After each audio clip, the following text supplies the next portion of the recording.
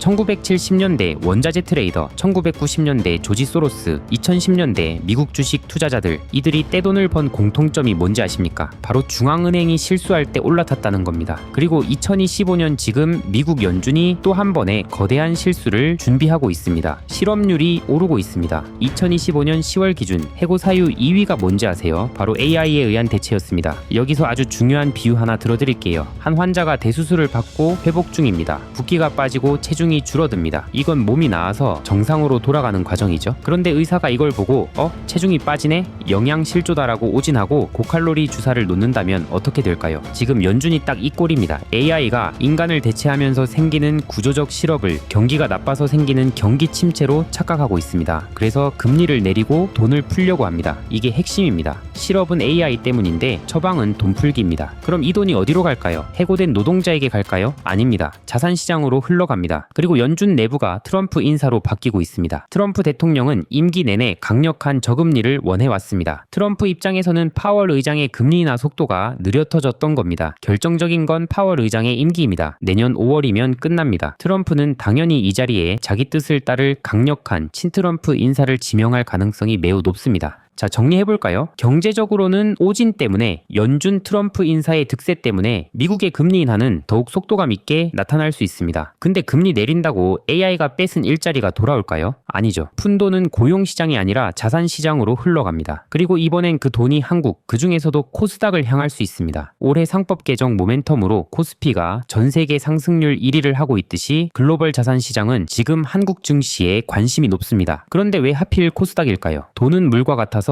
길이 뚫린 곳으로 흐릅니다. 지금 한국 정부가 그 수로를 뚫고 있습니다. 12월 10일 150조 원 규모의 국민성장펀드가 출범합니다. 그리고 IMA라는 게 생깁니다. 어려운 말 같지만 본질은 간단합니다. 증권사가 고객에게 이자 많이 줄게, 원금도 보장해 줄게 하고 돈을 모읍니다. 대신 정부는 증권사에게 조건을 겁니다. 그 돈의 일부는 무조건 중소 벤처기업에 투자해라. 이 기업들이 어디에 있을까요? 대부분 코스닥에 있습니다. 즉 은행에 잠자던 돈을 강제로 코스닥으로 밀어넣는 파이프라인을 깔고 있는 겁니다. 하지만 여러분, 여기서 의심하셔야 합니다. 정부가 코스닥 살린다는 말 한두 번 듣냐? 맞습니다. 지난 20년간 정부는 3번이나 야심차게 시도했고 3번 다 처참하게 실패했습니다. 이 실패의 역사를 알아야 이번 기회가 진짜인지 가짜인지 보입니다. 하나씩 뜯어보겠습니다. 첫째, 2005년 거래소 통합입니다. IT 버블이 터지고 코스닥이 폭락한 직후였습니다. 정부가 한국거래소를 출범하면서 코스피와 코스닥을 하나로 묶어버렸습니다. 의도는 좋았습니다. 형님이랑 같이 살면 동생도 크겠지라고 생각했죠. 하지만 결과는 정반대였습니다. 코스닥은 성장하는 시장이 아니라 코스피의 2부 리그처럼 취급받기 시작했습니다. 그러니 조금만 잘 나가는 기업들은 우리도 메이저리그 가야지 하면서 코스피로 떠났습니다. 우량 기업은 다 빠져나가고 시장 위상은 오히려 쪼그라들었습니다. 둘째, 2013년 코넥스 개설입니다. 기억하시나요? 창조경제시대 스타트업 전용 시장을 따로 만들었습니다. 취지는 좋았지만 치명적인 문제가 있었습니다. 바로 사는 사람이 없었다는 겁니다. 기관 투자자들에게 여기 투자해라는 강제성이 없으니 돈이 안 들어왔고 거래가 안 되니 시장은 유명무실한 유령 도시가 됐습니다. 갈 곳 잃은 돈들은 코넥스 대신 코스닥으로 몰렸는데 건전한 투자가 아니라 바이오 테마주에만 미친 듯이 쏠렸습니다. 결국 시장의 변동성만 키우고 끝났습니다. 셋째, 2018년 코스닥 벤처펀드입니다. 가장 최근의 실패이자 가장 뼈아픈 기억입니다. 당시 정부는 메자닌 투자를 허용해줬습니다. 메자닌은 주식과 채권의 중간, 쉽게 말해 박쥐 같은 겁니다. 상황 봐서 주식도 됐다가 채권도 됐다가 합니다. 운용사들은 안전하게 채권으로 들고 있다가 주가가 오르면 주식으로 바꿔서 팔아치웠습니다. 이걸 오버행이라고 하죠. 오버행은 머리 위에 물풍선과 같습니다. 주가가 좀 오르려 하면 위에서 물량이 물풍선처럼 쏟아져 내립니다. 그러니 주가가 절대 못 가죠. 이게 지난 20년 3번의 실패의 본질입니다. 브랜드 실패, 수급 실패, 구조 실패라는 것이죠. 여기까지 이해되셨나요? 이해되신 분들은 댓글에 하트 한 번만 남겨주세요. 얼마나 많은 분들이 이 본질을 따라오고 계신지 정말 궁금합니다. 자, 여러분, 여기서부터가 진짜 본론입니다. 과거에 실패했던 그 3가지 이유가 지금 2025년에는 완전히 뒤집혀지고 있기 때문입니다. 과거 3번의 실패 원인은 딱 3가지였습니다. 돈이 너무 적었고 강제성이 없었고 무엇보다 타이밍이 최악이었습니다. 그런데 지금은 이 3가지 톱니바퀴가 처음으로 맞물려 돌아가기 시작했습니다. 먼저 돈의 단위가 다릅니다. 정부가 지금 만지작거리는 카드가 하나 있습니다. 바로 벤처펀드 소득공제 한도를 기존 3천만 3천만 원에서 5천만 원으로 올리는 겁니다. 이게 무슨 뜻이냐면요. 고소득자 입장에서 5천만 원을 투자하면 세금을 거의 500만 원 넘게 돌려받는다는 소리입니다. 300만 원 혜택일 때는 에이 귀찮아 했던 게 500만 원이 넘어가면 움직입니다. 연말정산 시즌이 되면 세금 내느니 투자하자는 돈이 들어올 수밖에 없는 구조를 만드는 겁니다. 다음으로 강제성이 생깁니다. 초대형 IB 의무투자입니다. IB가 뭐냐면은 투자은행입니다. 한국에선 대형 증권사들이 IB 역할을 해요. 이 증권사들이 IMA나 발행어음으로 돈을 모으면 그중 일정 비율을 벤처 중소기업에 의무적으로 넣어야 한다는 겁니다. 과거엔 넣으면 좋고 안 넣어도 그만이었어요. 이번엔 넣어야 한다로 바뀌는 거죠. 추산 규모가 약 20조 원입니다. 20조 원이 강제로 묶이면 과거처럼 말만 하고 끝나는 게 아니라 실제 수급이 생깁니다. 그리고 지금 연기금의 코스닥 투자 비중이 고작 3% 수준입니다. 이걸 5%까지 늘리자는 논의가 나오고 있죠. 단순히 5%를 선언하는 건 아무 의미가 없습니다. 강제성이 없거든요. 진짜 핵심은 벤치마크를 바꾸느냐에 달려 있습니다. 벤치마크가 뭐냐면요. 쉽게 말해 연기금 운용사들에게 주는 시험 채점표 같은 겁니다. 이 기준대로 잘 따라왔니? 하고 평가하는 기준이죠. 이 채점표 자체에 코스닥 비중을 높여놔야 운용력들이 성과급을 받기 위해서라도 억지로 코스닥을 사게 됩니다. 그래서 우리는 선언이 아니라 벤치마크 변경을 확인해야 하는 겁니다. 마지막으로 이게 제일 중요합니다. 바로 타이밍입니다. 이미 맞아떨어지고 있습니다. 미국 연준이 금리를 내리고 있거든요. 과거엔 글로벌 유동성 환경이 지금처럼 우호적이지 않았는데 이번은 완화기입니다. 글로벌 유동성 확대와 한국 정부 정책이 동시에 터지는 건 처음이에요. 지금 상황은 과거의 실패와는 본질적으로 다릅니다. 돈, 강제성, 타이밍 이 3박자가 갖춰지고 있습니다. 그렇다고 지금 당장 전 재산을 털어서 코스닥을 사야 하냐? 절대 아닙니다. 그건 투자가 아니라 도박입니다. 뉴스 보실 때 이 세 가지만 확인하세요. 첫째, 소득공제 한도가 진짜로 5천만 원으로 확정되는지 확인해야 합니다. 이게 통과되어야 큰 손들이 더 움직입니다. 둘째, 연기금이 말로만 5% 늘린다고 떠드는지 아니면 진짜로 벤치마크 지수 자체를 변경했는지 확인하십시오. 이게 안 바뀌면 꽝입니다. 셋째, 초대형 IB들의 의무투자가 권고가 아닌 규정으로 확정되는지 확인해야 합니다. 이 세 가지 조건이 예스로 바뀌는 순간 코스닥으로 자금이 더 밀려들 가능성이 높습니다. 반대의 경우에는 실망 매물이 나타날 수 있습니다. 결론은 간단합니다. 역사는 반복되는 것처럼 보이지만 그 안에 디테일은 늘 변합니다. 미국 연준은 또다시 실수를 할 것이고 그 실수로 풀린 돈은 어딘가로 반드시 흐릅니다. 이번엔 한국 정부가 그 물기를 코스닥으로 돌려놓기 위해 사활을 걸고 있습니다. 과거엔 없었던 강력한 세제 혜택, 벤치마크 변경을 통한 강제성, 그리고 미국의 금리 인하라는 시대적 운까지 있죠. 하지만 우리는 흥분하지 않고 제가 말씀드린 세 가지 신호가 켜지는지 차분하게 지켜봅니다. 코스닥에 자금이 쏠리면 바이오, 2차전지, 로봇, 반도체 소부장에 돈이 흘러갈 가능성이 높은데요. 저는 11월 3일부터 코스닥으로 자금이 쏠릴 가능성을 말씀드리고 바이오주를 봐야 한다고 미리 말씀드려왔습니다. 바이오 영상만 5편을 찍었습니다. 이처럼 우리는 남들보다 반발 앞서 나아갑니다. 이젠 코스닥에 대해서 세 가지 점검 포인트를 잡고 가야 될 시기라 보여집니다. 오늘 이 영상을 끝까지 보신 여러분은 상위 1%의 눈을 가지셨습니다. 요즘 많은 분들이 제 유튜브를 사랑해 주셔서 이번 주 무료 특강을 준비했습니다. 단 3일간의 특별한 라이브 강의입니다. 12월 6일 토요일과 7일 일요일 저녁 8시 이틀간은 유튜브 라이브에서 100억 슈퍼개미의 비밀 노트와 10배 오르는 종목의 공통점을 가감없이 풀어드립니다. 그리고 마지막 날인 12월 8일 월요일 저녁 8시에는 고정 댓글에 있는 무료 텔레그램에서만 진행되는 시크릿 특강 차트 기술 강의가 준비되어 있습니다. 단 3일 이 시간만 투자하시면 여러분의 2026년 계좌는 분명 달라져 있을 겁니다. 오늘 같은 시장 변화의 경우 앞으로 중요한 변곡점을 지날 때마다 텔레그램에서 바로바로 알려드리겠습니다. 여러분도 아시잖아요. 중요한 이슈들 이런 건 유튜브 영상으로 대응하기엔 너무 늦습니다. 유튜브는 영상을 만드는데 시간이 걸리지만 텔레그램은 제가 시장을 보는 순간 바로 공유할 수 있거든요.